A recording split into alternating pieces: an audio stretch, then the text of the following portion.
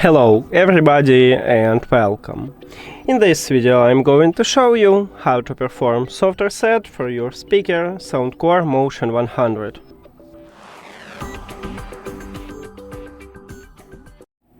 Firstly, we need to turn off the speaker, so at the top, at the left side we have power button. Press and hold this button.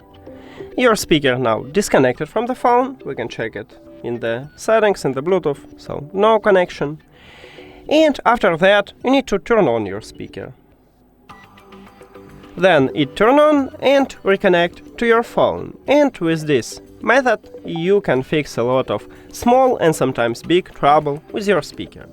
Sometimes it happens with devices that you don't want to reconnect automatically. Rarely, but still it happened. Then you need to go just to the Bluetooth and tap at your speaker at the device list, and then it will reconnect automatically. That's it. Thank you for watching this video. If you found it helpful, please consider subscribing to the channel and leave the like on the video. See you later!